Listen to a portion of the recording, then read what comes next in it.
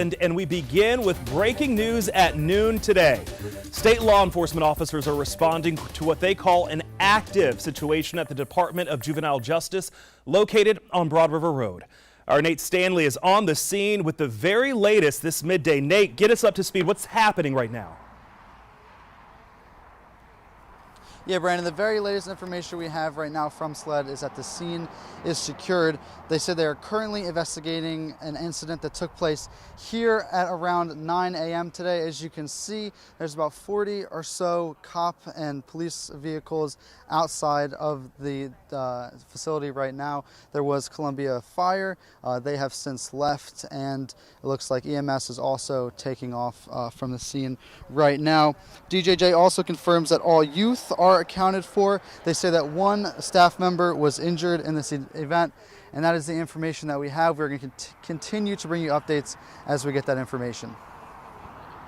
All right, thank you, Nate. Now, this is the latest in a long series of incidents at the Department of Juvenile Justice. Back in June, 2 juveniles at DJJ were hospitalized after what officials called a group disturbance. DJJ Director Eden Hendricks said at the time that the disturbance was under control within 15 minutes. One of the youth was held overnight for observation. Well, back in May, a teenager who was caught with a gun at Columbiana Mall also snuck a gun into DJJ. It started when the teenager and a 40-year-old relative were arrested at the mall for having a loaded handgun. The woman was sent to the Lexington County Detention Center while the teen was sent to DJJ.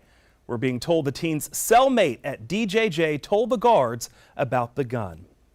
And in June of last year, a number of DJJ employees walked off the job protesting conditions at the agency's facilities. This led to a series of hearings that ultimately saw Freddie Pugh replaced as the head of DJJ. Well, more than a year later, staffing continues to be a challenge at the Department of Juvenile Justice.